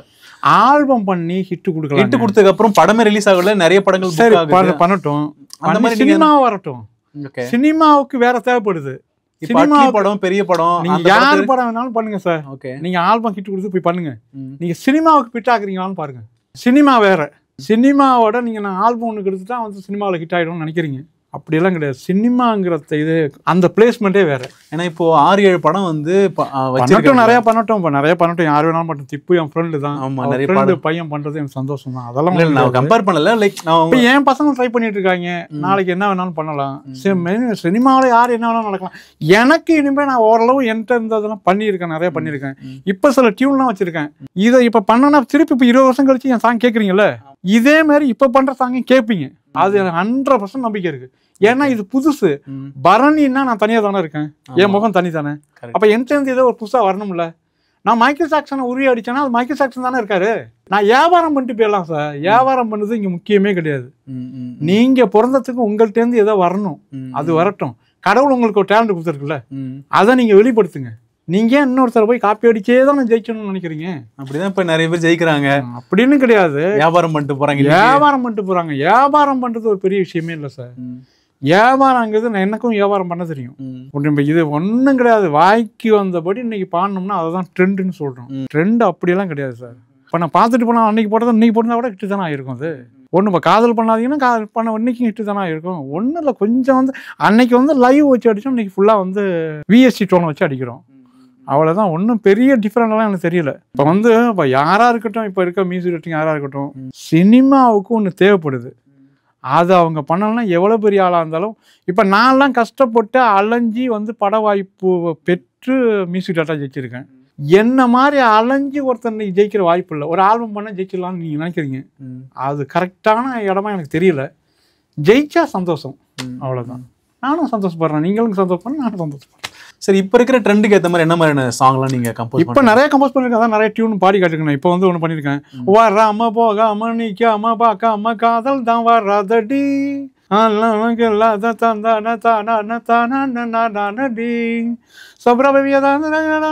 அப்படி பண்ணியிருக்கேன் சாங்கு. செம்ம சூப்பராக இருக்கும். யூத்துங்களுக்கு அப்படி பிடிக்கும்னு வச்சுங்களேன். இதை வந்து நீங்கள் எங்கேயுமே கேட்க முடியாது. இது பரணிக்கிட்டேருந்து வந்தது. அது மாதிரி ஒவ்வொரு டியூன் நான் பண்ணுறேன்னா எப்பா முடியலடா சாமி, அட இவனையெல்லாம் எதுக்கு இங்க வச்சிருக்குது பூமி அப்படின்னு ஒரு சாங் ஆரம்பிச்சிருக்கேன். செம்மையா இருக்கும். ஒரு லேடிஸ் பாடினா, ஏன்னா அந்த அந்த லவ்வை சொல்றேன். இவனையெல்லாம் எப்படிதான் காதலிச்சுன்னு எனக்கு தெரியல, இவங்க கூட குப்பை கொட்ட எனக்கு முடியல அப்படின்னு எழுதியிருக்கேன். நான் இப்போ கன்ஃபார்ம்டா பிடிக்கும் ஒரு லேடிஸ் பாடக்குள்ள. இப்போ சினிமா மியூசிக்ல வந்து இந்த ரீல்ஸ்ல ஷார்ட்ஸ் எல்லாம் ட்ரெண்ட் ஆகிற மாதிரி அந்த ஹூக் ஸ்டெப்புக்குன்னே ஒரு மொமெண்ட்லாம் வச்சு அதை ட்ரெண்ட் பண்ணுறாங்க. மியூசிக் லேபிளுமே வந்து அந்த ஒரு போர்ஷனை மட்டுமே எடுத்து இன்ஃப்ளூயன்சஸ்க்குலாம் கொடுத்து நீங்கள் இந்த பாட்டுக்கு நீங்கள் வந்து இது பண்ணுங்கன்னு சொல்லிட்டு பே பண்ணி அந்த மாதிரிலாம் கொலாபரேஷன்லாம் பண்ணுறாங்க. அந்த மாதிரியான விஷயங்களை நீங்கள் எப்படி பார்க்குறீங்க? நீங்கள் அந்த மாதிரி அப்டேட் ஆகுறீங்களா? அந்த மாதிரி ஹூக் ஸ்டெப்புக்கான விஷயங்கள் ஒரு 30 செகண்ட்குள்ளார ஒரு விஷயத்த நான் பண்ணுறதுக்கு அந்த மாதிரிலாம் பண்ணி கொடுக்க நான் தயாராக இருக்கேன். அதெல்லாம் பண்ணட்டும். உங்களுக்கு காசு கொடுத்து உங்களை பாப்புலர் பண்ணணுங்கிறது தேவையே இல்லை. இதை பண்ணிட்டு தான் இருக்காங்க. இப்போ வியூஸே நிறைய பாட்டுக்கு வந்து கோடிக்கணக்கில் வருதுன்னா பணம் கட்டி தான் பண்ணுறாங்க. எனக்கு அது தெரியும். ஆமாம், வாங்குறாங்க, தெரியும், வாங்குறாங்க, அவார்டு வாங்குறாங்க, அவார்டு கொடுக்குறாங்கன்னு சொல்கிறாங்கல்ல, அந்த மாதிரி தான். இப்போ எல்லாம் இருக்கிறவங்க வந்து ஒரு நம்பர். இப்போ நானே சாங் போட்டு ஒரு படம் இறக்குனேன், நீங்கள் இவ்வளவு கொடுத்தீங்கன்னா இவ்வளோ வியூ சேர்த்து விடுறோம் உங்களுக்கு அப்படின்னாங்க. ஒரு கம்பெனி, நான் பேரை கூட சொல்லலை. ஏன்னா இந்த மாதிரிலாம் பண்ணுறாங்க. இதெல்லாம் கொஞ்சம் மக்கள்கிட்ட போய் ஹிட் ஆகி அது வெளியில் ஹிட் ஆகணும். ஹிட் ஆனதாங்க ஒரு படம் ஹிட்னு சொல்ல முடியும். நீங்களாம் இப்போ ரிலீஸ் ஆகிற படத்துக்கெல்லாம் ஒரு 3 நாளில் இது வச்சுருவாங்க, சக்ஸஸ் மீட்னு. என்னன்னே எனக்கு தெரியல அந்த இது எதுக்கு சக்ஸஸ் ஆகி என்ன சம்பாரிச்சிட்டீங்க? ஒரு படம் எடுத்தா அந்த ப்ரொடியூசருக்கு காசு வரணும். பாவம் காசு போடுறாங்க, அவங்களுக்கு காசு, அவங்களா சக்ஸஸ் மீட் வச்சுக்கிறாங்க, படம் வந்து பயங்கரமா வசூலாகிட்டு அப்படிங்கிறாங்க. இந்த மாதிரி சொல்றவங்க எல்லாம் என்ன பண்ணணும், இந்த நம்ம ED ரைடு இருக்குல்ல, அவங்களை விடணும். முன்னா ஒரே 2வது நாளே வந்து 500 கோடி வந்துட்டு சினிமாவோட ரொம்ப பயங்கரமான ஒரு பொய் அதிகமா வந்துட்டு அது பயங்கரமா அதை புகழ்ந்தே வந்து மக்களை இழுக்கலாம்னு நினைக்கிறாங்க. அதெல்லாம் வந்து இனிமேல் நடக்க போகிறது கிடையாது. ஏன்னா வர்ற காலங்கள் கொஞ்சம் கொஞ்சம் அதெல்லாம் தெரிஞ்சுக்கிட்டு வருது, மக்களுக்கெல்லாம் தெரியுது. பசங்களுக்கு ஏன் பசங்களுக்கு சொல்கிறாங்களே, எப்பா ஊத்துறாங்கப்பா அப்படிம்பாங்க பசங்க. இப்போ 2K கிட்ஸ் தானே என் பசங்கள்லாம். அவனும் நான் கம்போஸ் பண்ணுற டியூன்லாம் அவனும் ஏன் எனக்குன்னுலாம் கேட்க மாட்டாங்க. நல்லா இருந்தால் தான் நல்லா இருக்கும்பாங்க, இல்லைன்னா எனக்கு பிடிக்கலப்பான்னு நேராக சொல்லுவீங்க பசங்க. அதனால நான் தான் ட்ரெண்டிங்கில் இருக்கேன். அதை கரெக்டாக யூஸ் பண்ணியே டேரக்டர் இல்லை. அது பக்கமான படம் வந்துச்சுன்னா கண்டிப்பாக மார்க்கெட்டுக்கு வந்துடுவேன். இந்த படமே ஓரளவு மார்க்கெட்டுக்கு பண்ணியிருக்கேன். இந்த படம் இதே ஓரளவு பரவாயில்லையா இருக்கு. என்னோட பாயிண்ட் ஆஃப்ல பரவாயில்லையா இருக்கு. அதே ஆடியன்ஸ் பரவாயில்லான்ட்டாங்கன்னா ஹிட். இன்னும் உங்களுடைய பெஸ்ட் இன்னும் வாங்கலன்னு எக்ஸ்பெக்ட் பண்ணுறீங்களா? ஆமாம், பெஸ்ட்டுன்னா உங்களுக்கு நல்ல ஸ்கிரிப்ட் கிடைக்கணும். அதாவது என்ன, இப்போ சுந்தரா டிராவல்ஸ் ஏன் A to Z வந்து ஆரம்பத்துலேருந்து சூப்பராக இருக்குன்னு சொல்கிறீங்க? ஸ்கிரிப்ட் அந்த அளவுக்கு அந்த மாதிரி ஒரு படம் வந்துச்சுன்னா இன்னைக்கும் இப்போ நீங்கள் பண்ணுங்க, நம்ம 2 பேரும் சேர்ந்து தமிழ்நாட்டையும் நம்ம பகுதியில் வளர்ச்சிடலாம். நல்ல விஷயம் கொடுத்தா ஆடியன்ஸ் தெளிவாக இருக்கும். அவனுக்கு ட்ரெண்டு கிண்டெல்லாம் ஒன்றுமே தெரியாது. எனக்கு பிடிச்சிருக்கா பிடிக்கலையா அவ்வளோதான். அவனை பொறுத்த நீங்கள் ட்ரெண்டில் பண்ணிட்டீங்கன்னா அவன் சொல்ல போகிறது இல்லை. அவனுக்கு பிடிக்குதா பிடிக்கலையா. இப்போ தக்கலை இப்போ இவ்வளோ ட்ரெண்டு இவ்வளோ செலவு பண்ணி இவ்வளோ எடுத்தீங்க, ஏன் ஆடியன்ஸ் பார்க்கல? கண்டென்ட் இல்லை, உள்ளார கண்டென்ட் இல்லையா? ஆடியன்ஸுக்கு என்ன பிடிக்கணும் உங்களுக்கு தெரியலையா? என்ன சொல்லுங்க. இல்லை, அது ஆடியன்ஸுக்கு ஏற்ற மாதிரியான ஸ்கிரிப்ட் இல்லை, அவங்க ஹைப் கொடுத்தாங்க. ஏன் இவ்வளோ செலவு பண்ணி மணிரத்னம் பயங்கரமாக லைக் பண்ணுற ஆள். மணிரத்னம் தான் எனக்கு பயங்கரமாக பிடிக்கும். அவர்கிட்ட நான் வாய்ப்பே போய் கேட்டிருக்கேன். போய் கேட்கக்குள்ள அவர் வந்து நான் இப்போ ரகுமான் கூட ட்ராவல் ஆகிட்டு இருக்கேன், ஏதாவது சேஞ்ச் இருந்தால் சொல்கிறேன் அப்படின்ட்டாரு. அவர் இப்போ வரைக்குமே சேஞ்ச் பண்ணவே இல்லையே. இல்லை நான் போகல. ஆனால் நல்ல மனுஷன், ஒரு ஹியூமன். நான் போனேன், அவர் ஏந்திரிச்சுன்னு கை கொடுத்துட்டு உட்காருங்க பாருன்னு சொல்லிட்டு உட்காருறாரு. உங்க பாட்டு ஏதாவது சொன்னாரா? என் பாட்டெல்லாம் நான் அதெல்லாம் பேசல. மியூசிக் டேரக்டர்னு அவருக்கு தெரியும், நான் அவர்கிட்ட வாய்ப்பு கேட்கணும்னு தெரியும். உங்க படம் எனக்கு வருஷத்துக்கு ஒரு படம் இருந்தா கூட ஓகே சார் அப்படின்னு நான் சிரிச்சுட்டாரு. அதுக்கு மணி சார்ட்ட நான் இப்படி பேசினேன். அதே போல பாலா அண்ணன் ட்ரை பண்ணேன், நிறைய பேர் கிடைக்கல. விஜய் சேதுபதிக்கு பென் ட்ரைவ் ஏற்றி கொடுத்தேன். அதான் எனக்கு மியூசிக் அவ்வளோ டேஸ்ட் கிடையாது சார், நான் வேணா கேட்கிறேன் அப்படின்னா அவ்வளோ யாராவது டைரக்டர் கிட்ட சொல்றேன் அப்படிங்கிற மாதிரி சொன்னாங்க. எதுவுமே நான் ட்ரை பண்ண எதுவும் அமையலை. மேபி அமையலாம், காலத்தில் அமையலாம். ஆனா ஹிட்டு கொடுக்காம விட்டே மாட்டேன். இப்போ திருப்பின்னு சொன்னா வெறியோட இருக்கான, அந்த ஃபர்ஸ்ட் அந்த வெறி இருக்குல்ல, அந்த வெறியோட டபுள் மடங்கா இருக்கேன். இப்போ நீங்க எந்த மியூசிக் டேரக்டர் என்னோட கம்போஸ் பண்ண வச்சாலும் நான் கம்போஸ் பண்ண தயாரா இருக்கேன். என்ன ட்ரெண்ட்னு பார்த்துருவோன்ட்டு. சூப்பர், அப்படி இருக்கேன், நான் வெறியோட இருக்கேன். அதை வந்து நம்ம இந்த இன்டர்வியூ மூலம் சொல்லிக்கிறேன். சூப்பர். நல்ல டேரக்டருக்கு நல்ல கதையோட வாங்க, பண்ணுவோம், ஜெயிப்போம். ஒக்கபுத்து படமா பண்ணாதீங்க. ஏன்னா படம் நிறைய காலி ஆயிடுது. ப்ரொடியூசர் நிறைய பேர் தலையில சுண்டு போட வச்சுட்டாங்க. இப்போ உள்ள டேரக்டர் நான் டைரக்ட் பண்றேன்னு அவன் சொன்னேன், உங்களுக்கு இவ்வளோ படம் ரிலீஸ் ஆனிச்சு, இவ்வளோ தான் ஓடுனுச்சுன்னு. உங்களுடைய ஃபிலிமோகிராஃபியில் வந்து ஒரு 40+ படங்கள் இருந்தாலுமே ஒரு 5-6 படத்துக்கு அப்புறமா வந்து கரெக்டான கதைகள் உங்களுக்கு தேடி வரல. எந்த இடத்துல மிஸ் ஆகுது? அதுக்கப்புறம் ஒரு 2007க்கு அப்புறமா 2005 2007க்கு அப்புறமா வந்து நம்ம படங்கள் எதுவுமே வந்து பெருசாக ரெஸ்பான்ஸ் கொடுக்கல. எந்த இடத்துல தப்பு வந்து? தப்பு நான் கிடையாது, நான் கரெக்டாக தான் இருக்கேன். நான் ஃபர்ஸ்ட் ஃப்ரேமில் தான் இருக்கேன். எனக்கு வர்ற கதை, எனக்கு வர்ற டைரக்டர், அவங்க தான் நல்லா பண்ணணும். அதுதானே எனக்கு ஒரு படம் ஒரு பெரிய ஹிட் ஆகுது. நீங்க ஸ்கிரிப்ட் நல்லா இல்லைன்னு தெரிஞ்சுமே நீங்க போய் பண்ணிருக்கீங்களா? அப்படி கிடையாதுங்க, சொல்லக்குள்ள சூப்பரா சொல்லுவாங்க. எடுத்துட்டு வரக்குள்ள அதுல காவாசி கூட இருக்காதுங்க. பார்த்துட்டு நமக்கு ரத்த கண்ணீர் தான் வரும்.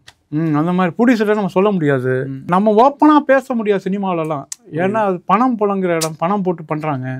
நம்ம சொல்லிட்டோம்னா அவங்களுக்கு பெரிய மைனஸ் ஆகிப்படும். அதனால சில விஷயங்கள் பேச முடியாது. ஆனால் நல்ல டைரக்டர் வந்து நான் 10 படம் பண்ணோன்னா கண்டிப்பாக 2 பேர் தான் நல்ல படம் பண்ண போகிறான், 8 பேர் சொதப்பல் பண்ண தான் பண்ண போகிறான். இது எழுதி வச்சேங்க. ஆனால் அந்த 2 படம் நமக்கு கிடைக்கணும். நீங்களே இப்போ ஒரு நடிகராக வர்றீங்க, ஒரு 10 படம் நடிக்கிறீங்கன்னா 2 படம் டேரக்டர் தான் உங்களை சூப்பராக பண்ணுவான். 8 படம் டேரக்டர் உங்களை வச்சு சொதப்ப தான் செய்வோம். அது உங்களுக்கே தெரியாமல் சொதப்போம். நீங்கள் தெளிவாக இருந்தால் கூட அதுக்குள்ளே மாட்டினீங்கன்னா நீங்களும் சொதப்பல் தான். வெளியும் வர முடியாது, சொல்லவும் அதான் சினிமா வந்து டீம் ஒர்க்கு. தனியாகவே நீங்கள் இப்போ ஆல்பம் பண்ணி ஜெயிங்க சார், அதான் உங்களுக்கு டேலண்ட் இருக்குன்னு சொல்கிறீங்க. மேபி ஆல்பம் பண்ணலான்னு என் பையன்கிட்டலாம் சொல்லிட்டு இருப்பேன், ஏதாவது நீங்கள் பண்ணுங்கடா அப்படின்னு என் பசங்கள்ட்ட சொல்லிட்டு இருக்கேன். ஆல்பம் பண்ணி என் பையன் ஹிட் பண்ணிட்டான்னு வச்சுங்க, அவனுக்கு கூட சினிமா வாய்ப்பு வேணா கொடுக்கட்டும். நிறைய லேபிள்லாம் இப்போ ரெடியாக இருக்காங்க சார். ஒன்றும் இல்லை சார், ஆல்பங்கிறதெல்லாம் 1-2 ஹிட் ஆகும் சார். நல்லா வந்து ஒரு இது இருந்தால் ரீல் போட்டு அது போட்டு இது போட்டு இதை காசு சம்பாதிக்கிறதுக்கு ஒரு ரூட், அதுவும் ஒரு ரூட்டு தான். ஏன்னா இல்லைனா இப்போ ஒரு டாக் ஆஃப் த டவுனாக மாறுவீங்க, அதுக்காக சொல்கிறேன். ஏன்னா இப்போ ஒரு நல்ல ஒரு பாட்டு வைரல் ஆயிடுச்சுன்னா யாருப்பா ஒரு இவரா திருப்பி வந்துட்டு அப்புறம் திருப்பி யூஸ் பண்ணலாம் வந்தா கூட எனக்கு தெரிஞ்சு நான் என்ன நினைக்கிறேன்னா, எனக்கு வந்து யூத் எப்பொழுதுமே செட் ஆகும். இந்த ஏஜ் குரூப்லாம் நான் பெரும்பாலும் அப்போலேருந்து இப்போ வரைக்கும் விரும்பினதே கிடையாது. எனக்கு யூத்தா ஒரு டீம் செட் ஆனிச்சுன்னா ஒரு பக்காவான படம் கொடுக்கறதுக்கு நான் தயாராக இருக்கேன். அது வர்ற யூத் நல்ல ஸ்கிரிப்ட் உள்ள அதுக்குன்னு யூத்துனா நான் வந்து வயசானவங்க சரியாக பண்ண மாட்டாங்கன்னு சொல்லுவாங்க. மணிசார் இப்போ கிடைச்சா கூட நான் மணிசாருக்கு பண்ணுவேன். மணிசார் மேலே எனக்கு எப்பொழுதுமே மோகம் உண்டு. அவர் என்ன ஹிட் கொடுக்குறாரு மணிசார் மேலே. அதே மாதிரி பல டேரக்டருக்கு நிறைய பேர் இருக்காங்க, அவங்களுக்குலாம் நான் எப்போ வேணாலும் பண்ணுவேன்னு வச்சுக்கோங்களேன்.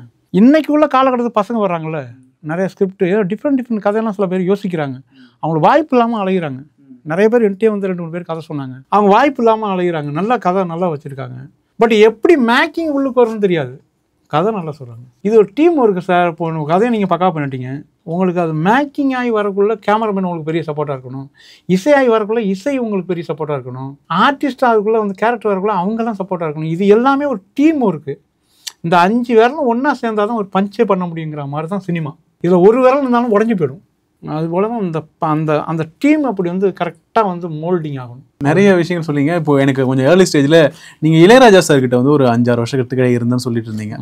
அங்கே மறக்க முடியாத நினைவுகள் அங்கே இல்லை, எனக்கு என்ன அங்கே உள்ள விஜயமன் நிறைய பேர் வாசிக்கிறவங்க நல்லா என்ன வந்து அந்த நேரம் ரொம்ப அப்ரிஷியேட் பண்ணாங்க, நல்ல ஞானஸ்தானா இருக்கான் அப்படின்னு. அதனால ஜிகே வெங்கடேஷ் வந்து அங்கே இருந்தார் ராஜா சார்கிட்ட. ஜிகே வெங்கடேஷ் ராஜா சாரோட அங்கே இருந்தாரா? நான் இருக்கக்குள்ள அங்க இருந்தாரு. நான் அங்க போய் இருக்க. நீங்க 91, 92 அந்த டைம்ல தான் சார் இருந்தீங்க? எந்த டைம்ல இருந்தீங்க? நான் வந்து 91 அங்க இருந்தார். அப்போ இருந்தாருங்க. 91 எல்லாம் 95 வரைக்கும் நான் இருக்கக்குள்ள அவர் இருந்தாரு. ஜிகே வெங்கடேஷ் ராஜா சாரோடைய இருந்தாரு.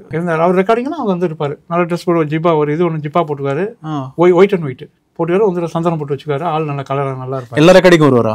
வருவார். ராஜா சார் ரெக்கார்டிங்லாம் அங்கே இருந்தார். அவருக்கு ஒரு பேமெண்ட் மாதிரி போகணும்னு நினைக்கிறேன் அந்த நேரம், எனக்கு பக்காவாக தெரியும். அவர் வாய்ப்பு இல்லாமல் இருந்தார்ல அந்த டைம்ல ராஜா சார் அங்கே இருந்தார்.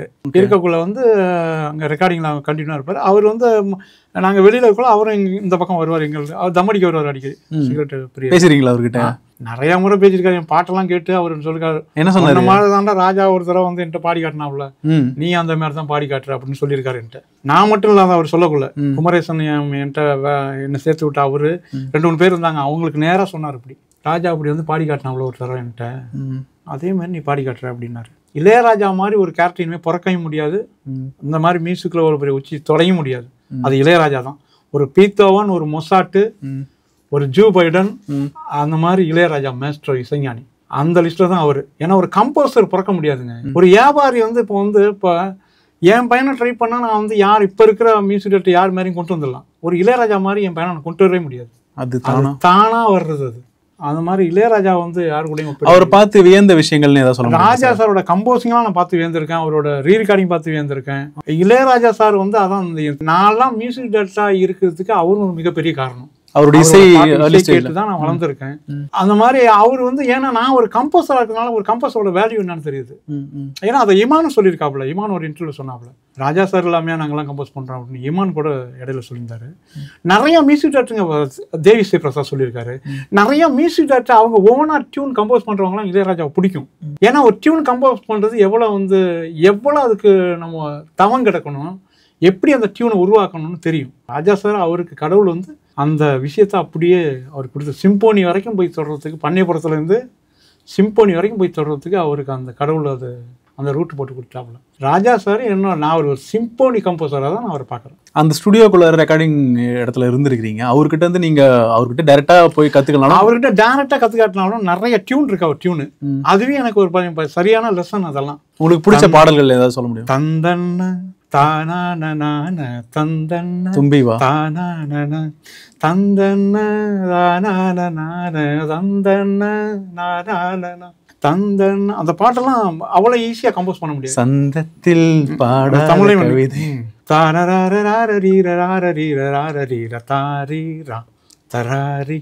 இதெல்லாம் செம்ம ஸ்டைலு. பாடாப்ல இல்ல அந்த பாட்டு அந்த சர்வம் படத்துல கூட யூஸ் பண்ணிருப்பாங்க. அதாவது என்னன்னா ஒரு கம்போசரா இருக்கிறது வந்து எல்லாமே கம்போஸ் பண்ணணும். ஒரு வெஸ்டர்னை கம்போஸ் பண்ணணும், ஒரு ஃபோக்கை கம்போஸ் பண்ணணும், ஒரு பாப்பை ஒரு ராப்பை கம்போஸ் பண்ணணும். எவ்வளோ இருக்கு மியூசிக்ல. ஜாஸ் இருக்கு, அவ்வளோ மியூசிக்கும் தெரியணும். கிளாசிக்கல் இருக்கு, இந்துஸ்தானி இருக்கு. எல்லா மியூசிக்கும் தெரிஞ்சவங்க தான் ஒரு முழு மியூசிக் டேரக்டரா இருக்க முடியும்.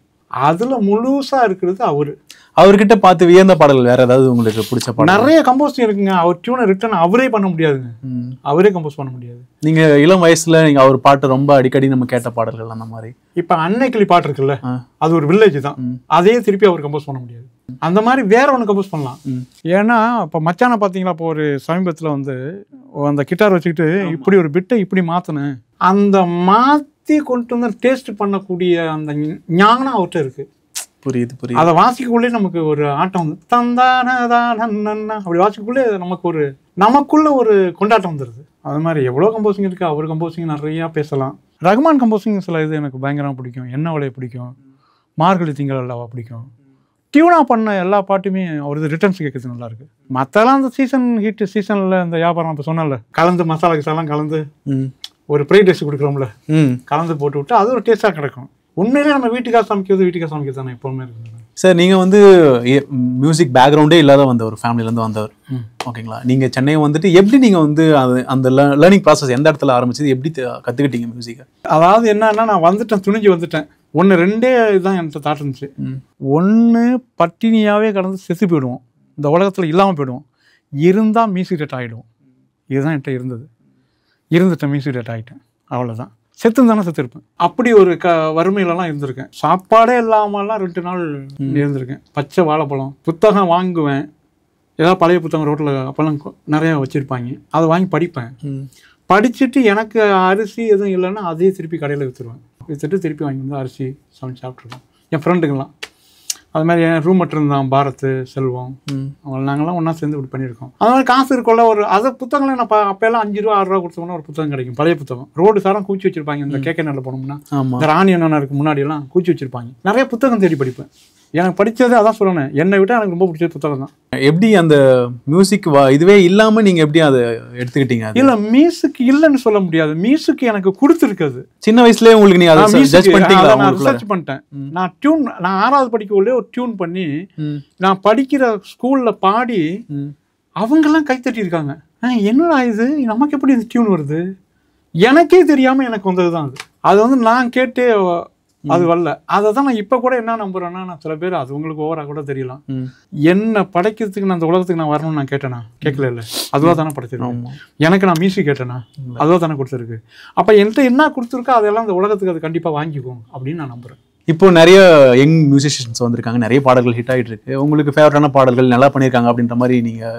இந்த சாம் சிஎஸ் பண்ணார், அந்த தலைக்கோதும் இளங்காத்து, அது ஷான் ரோல்டன் சார். ஷான் ரோல்டன் அவர் ஜெய்பீம்ல. ஆமாம், அவர் பண்ண அந்த சாங் எனக்கு ரொம்ப பிடிக்கும். பட் அவரை பார்த்ததே இல்லை. பாட்டு பிடிக்குது இல்லை? ஆமாம். ஏன் பிடிக்குது? அந்த சோலை டச் பண்ணுது. அதுதான் இந்த காலம் தானே, ஏன் ஹிட் ஆகுது சொல்லுங்க. அப்போ பரணியோட டேஸ்ட் என்ன உங்களுக்கு வாங்கி போச்சு? நல்ல பாட்டு கொடுத்தா இன்னைக்கு இல்லை, இன்னும் 100 வருஷம் கழிச்சு கூட ஹிட் ஆகும். நம்ம ஆளுங்களுக்கு நாலேஜ் இல்லை, ஞானம் இல்லை, அப்படிதான் சொல்லணும். இப்படி சொல்றீங்க, சொல்லுங்க. நம்ம டைரக்டர் ஓகே சொல்லுங்க, அதனால என்ன இருக்கு? நான் யாருக்கும் பயப்படலாம், உங்களுக்கு பயப்பட போறது இல்லை. இது நம்ம நினைக்கல, பயப்படலாம் மாட்டாங்க. டைரக்டருங்களுக்கு இப்ப மூலர்லன்னு தான் சொல்லுவேன் சார். அவங்க தான் ரத்தம் வெட்டங்கித்து இதே படம் பண்ணிட்டு இருக்காங்க. ஒரு நல்ல கதை எங்க வருது சொல்லுங்க? 9 படம் பண்ண மகேந்திரன் இன்ன வரைக்கும் நம்ம தூக்கி போனா இன்ஸ்டியூட் வரைக்கும் வச்சிருக்கோம். ஏன் இன்னைக்கு வரேன் எவனும் அது மாதிரி பண்ண மாட்டேங்கிறாங்க? இப்போ வியாபாரம் ஆயிடுச்சு. அப்புறம் வியாபாரத்துல என்ன போக சொல்றீங்க? வியாபாரமே எனக்கு தேவையில்லை, எனக்கு தேவையானது கிடைச்சிருச்சு, நான் வாழ்ந்துட்டு போறேன்.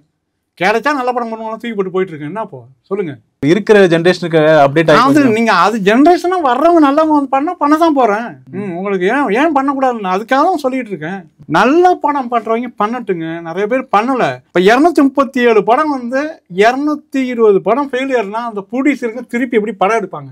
ஒருத்தரும் நாலேஜ் இல்லாம கேரளாவில் கூட எடுக்கிற படம்லாம் ஹிட் ஆகுது. தமிழ்நாடு ரொம்ப மோசம்.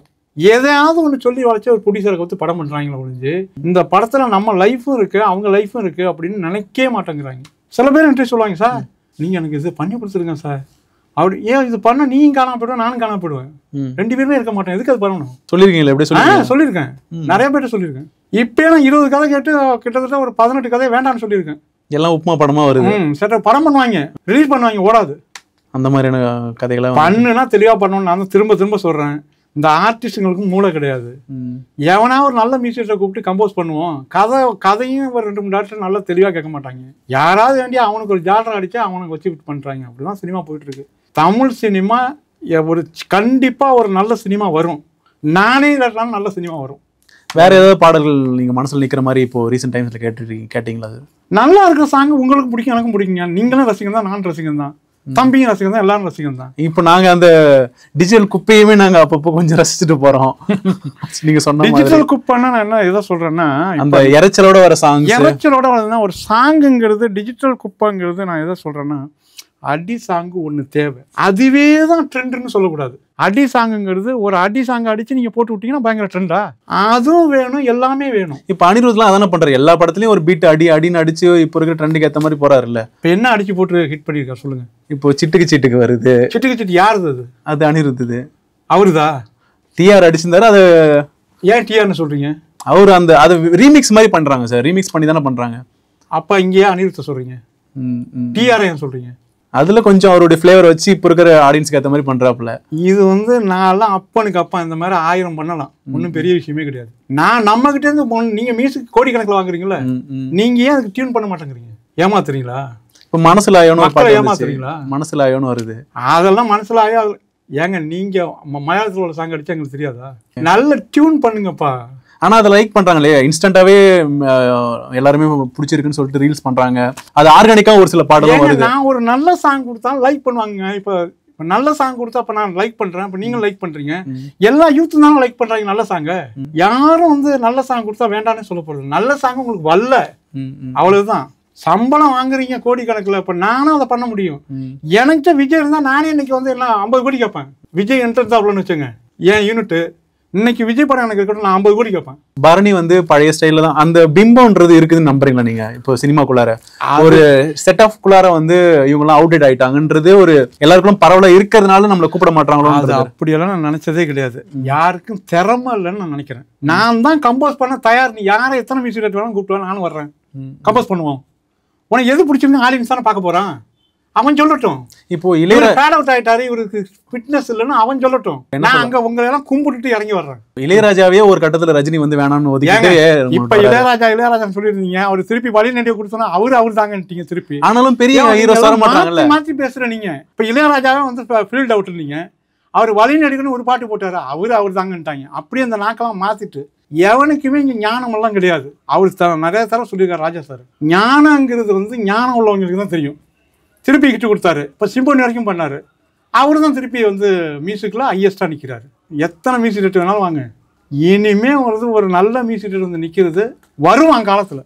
அது நான் இல்லாட்டினாலும் பரணி இல்லாட்டினாலும் இன்னும் யாரோ ஒருத்தன், ஒரு குமாரோ ஒரு மதனோ யாரோ ஒருத்தன் வருவான். அதாவது நான் வந்து யாரையும் காண்டில் பேசலை, ஒரு நல்ல இசையை கொடுங்கப்பா, நாங்களும் கேட்க உங்க சாங் கேட்க தயாரா இருக்கும். நானும் ஆடியன்ஸ் தான், ஆடியன்ஸ் மாதிரி ரசிக்க தயாரா இருக்கேன். தலக்கோதையெல்லாம் காத்து வந்து நான் எத்தனை தடவை கேட்டிருக்கேன் சாங். அதுக்கப்புறம் இப்போ ஏதோ ஒரு படம் பண்ணார் கூட, அது கூட நல்லா இருக்கு அப்படின்னா. ரப்பர் பந்து அந்த படம். ரப்பர் பந்துல வந்து அது ராஜா சாங் அடிச்சுட்டு போயிடுச்சு. ஆமா, அது ஹிட் ஆச்சு. அவருடைய கம்போஸ் அந்த பாட்டுமே, அந்த ஆசை வரவை பாட்டுல இல்ல இருந்தா கூட அதில் நம்பர் 1 அந்த ரப்பர் பந்து எடுத்தா என்ன பாட்டு பொட்டு வச்ச தாங்க. அது விஜயகாந்துக்காக அது பேக்ராப்ல யூஸ் பண்ணி, அது விஜயகாந்துக்காக இல்ல, அந்த பேட்டை தூக்கி அப்படி போடுறதுக்கு அந்த ஸ்டைலுக்கு அதான் சூப்பரா அமைஞ்சிருக்கு. நீங்க ஒன்று கம்போஸ் பண்ணீங்க வேண்டாம் சொல்ல போறாப்ல, அவர் அந்த ஸ்டைல் அந்த பேட்டை தூக்கிட்டு அப்படி நடக்கல, நீ போட்டு வச்சோன்னா அப்படி மாசா வைப்பா தொடங்குது. அது மாதிரி அவர் ஒன்று கம்போஸ் பண்ணி கொடுத்தா வேண்டாம்னு சொல்லிக்க போறாரு டேரக்டர். அது கிடையாது, நமக்கு அதை பண்ணி கொடுக்க முடியல. இப்போ மகாராஜா ஒரு படத்துல கூட உங்களுடைய பாட்டை ரெஃபரன்ஸா வச்சிருந்திருப்பாங்க. அப்ப நீங்க ட்ரெண்ட்னு சொல்றீங்களா? அப்படியே வைக்கிறாங்க. இல்ல அது நீங்க ஏன் வைக்கிறீங்க? அந்த பழைய நாங்க துப்புனை எச்ச நீங்க ஏன் வைக்கிறீங்க? நீங்க டேலண்ட்னா ஏன் அதை எடுக்கிறீங்க? அதுக்கு பதில் சொல்லுங்க. அந்த டைம்ல எங்க சாங்க போட்டு நீங்க ஏன் ரீல் பண்றீங்க? எங்க சாங்க ஏன் கூட கோடி கேக்குறீங்க? நாங்க தான் வந்து நாங்க மியூசிக் பண்ணல அப்படின்னு சொல்றீங்க. நீங்க ஏன் அதை பிடிச்சி தொங்குறீங்க? நீங்க புதுசா போயிட வேண்டியதானே. இங்க புதுசு பழசெல்லாம் ஒண்ணும் கிடையாது ப்ரோ. நீங்க நினைச்சேங்க புரிஞ்சுங்க. நல்ல சாங்கு கொடுத்தா கந்தசாமி கொடுத்தாலும் ஒண்ணுதான், முத்துசாமி கொடுத்தாலும் ஒண்ணுதான். இப்ப அந்த படம் பண்ணிருக்கேன், ஒரு சாங் இதுக்கு ஒன்று பண்ணிருக்கேன். இந்த கதையே என்னன்னா, ஒரு கடனை வாங்கிட்டு, ஒவ்வொரு சரம் கடனை வாங்கிட்டு அவன் கட்ட முடியாம ஒரு சிக்கல் மாட்டிருக்கான். அந்த மாதிரி கதை இது. இதுக்கு எனக்கு தோணுன்னு ஒரு சாங் தோணுச்சு. காசுக்கும் தெரியாது கடவுளுக்கும் தெரியாது, எவன் நல்லவன் எவன் கெட்டவன், எவன் கெட்டவன் எவன் நல்லவன், தகுடா புகுடா அப்படி ஒரு சாங் ஒன்று பண்ணியிருக்கேன், ஒரு சின்ன பெட்டி சாங். அந்த கதைக்கு அவ்வளோ ஆப்டா இருக்கும். அது காசுன்னு கண்டிப்பா வந்து எவன் நல்லவன் கெட்டவன் தெரிய போறது இல்லை, கடவுளுக்கும் தெரிய போறது. அப்படி பண்ணியிருக்கேன். இது என்ன வைப்பா கூட ஆகலாம், சொல்ல முடியாது. இதுக்கு என்ன மாதிரி இன்ஸ்ட்ருமெண்ட் அந்த இதெல்லாம் வெஸ்டர்ன்ல தான், வெஸ்டர்ன் கிக்கு வெஸ்டர்ன்ல தான் சாங். ஒன்றும் கிடையாது. இப்போ உள்ள அந்த கிக்கு பேஸ் போட்டோம்னா அதை மாடர்னுங்கிறீங்க, தோல் கறி வச்சோம்னா பழசுங்கிறீங்க, அவ்வளோதான், வேற ஒன்றும் இல்லை. இந்த கிக் பேஸனோட தோல் கறி யூஸ் பண்ணோம்னா அதை ஹிந்திங்கிறீங்க, இவ்வளவுதான். எனக்கு தெரிஞ்சு மியூசிக்கெல்லாம் பெரிய ஒன்றும் இல்லை. உங்க அப்பா உங்க தாத்தா பண்ணதப்போ தான் உங்க அப்பா பண்ணாரு, அங்க என்ன ட்ரெண்ட் இருந்துச்சு, நீங்க வந்துட்டீங்க. இப்ப நீங்க பண்றதப்ப தான் உங்க பிள்ளையும் பண்ண போறான். இதுல என்ன உங்களுக்கு ட்ரெண்ட் இருக்கு? அதே தானே பண்றீங்க. அப்படின்னா மனுஷனே வந்து பயங்கர பூமராச்சே, ஓல்டு பூமி பயங்கர பூமராச்சே, ஏன் பூமியில இருக்கீங்க? ட்ரெண்டுங்கெல்லாம் ஒண்ணும் கிடையாது. நீங்களா சில சவுண்டை கண்டுபிடிச்சிட்டு இதுதான் ட்ரெண்ட் அப்படிலாம் கிடையாது. நல்ல விஷயம் கொடுத்தா எல்லாம் மாயன்றீங்களா? எல்லாமே இதெல்லாம் மாயன்னே நான் சொல்லல. ஒரு ட்ரெண்ட் தேவைதாங்க. இப்படி கீபோர்டு இருக்கிறதுக்கு இப்படி வேற ஒரு ட்ரிக்கர் கீபோர்டு வருது, ஒரு VS டோனு போடுறோம். இப்போ ஒரு ஃப்ளூட் பிட் இருக்குன்னு வச்சுங்களேன், நான் இந்த சிந்தட்டிக்கில் வாசிக்கிறேன், அந்த பிட்டே ஒரிஜினல் மாதிரி வரவே இல்லை. அவ்வளோ ட்ரை பண்ணுறேன். இந்த VSC கண்டுபிடிச்சானு கூப்பிட்டு உதைக்கணும் அப்படின்னு நான் சொல்லிட்டு இருந்தேன் என் பையன்ட்ட. இதுக்கு ஒரு கரெக்ட் டச் நோட்டெல்லாம் கொடுக்க மாட்டேங்கிறான், வாசிக்கவே முடியல. இதில் அப்படின்னா அவன் இது வந்து ஒரு டெமோ வருஷன் கண்டுபிடிச்சதுங்க. அவன் ஒரே ஃப்ளூட்டு பீட்டில் உலக பேர் வாங்கிட்டு போயிட்டான் டைட்டானிக்கில். துரு அந்த மாதிரி ஒரு படம் பண்ணால் தூக்கி போட்டு நானே போயிடுவேன். வாழ்க்கையில் ஒரு லட்சியம் இருக்குது, மியூசிக்கில் ஒரு இடத்த தொடணும், அவ்வளோதான். அது ஒரு படமாக இருக்கலாம், இல்லை 10 படமாக இருக்கலாம். சும்மா குப்பை மாதிரி வியாபாரம் மாதிரி பண்ணி எல்லாரையும் கெடுத்து பாவம்.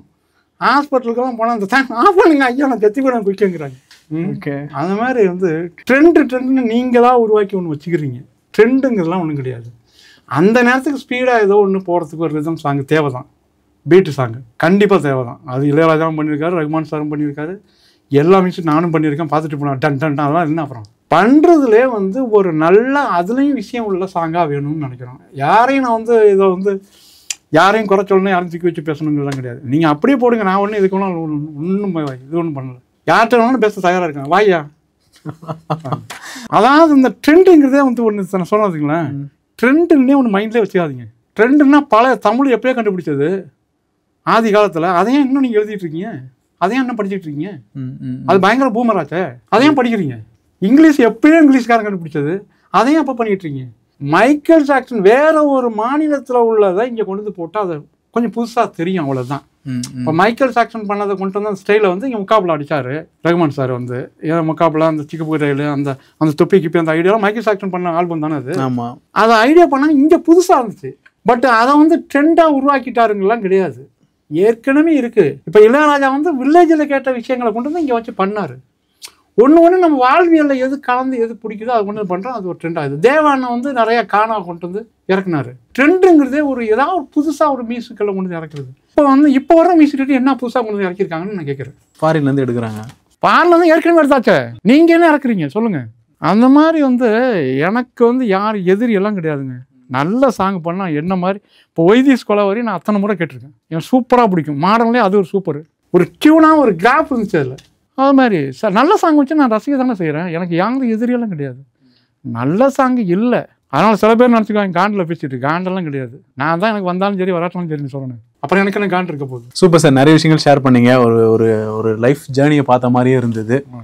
ஜெயா டிவி சார்பாக ஒரு மிகப்பெரிய நன்றியை தெரிவிச்சுக்கிறேன். எக்கச்சக்கமான கண்டென்ட் கொடுத்துட்டீங்க வேறு. இல்லை, நிறைய விஷயம் வந்து ஜெயா டிவிக்கு நான் எப்பொழுதுமே நிறையா இன்டர்வியூ கொடுத்துருக்கேன். அதனால் ஜெயா டிவிக்கு எனக்கும் எப்பொழுதுமே ஒரு பாண்டிங் உள்ளது. அதனால் எல்லா டிவியுமே அப்படி தான் வச்சுங்க, அது மற்ற டிவியை நான் குறைச்சி மதிப்பு இல்லை. ஜெயா டிவி எனக்கு இன்னும் கொஞ்சம் நெருக்கமானது. நன்றி, வணக்கம். சார் நன்றி சார், தேங்க்யூ சார்.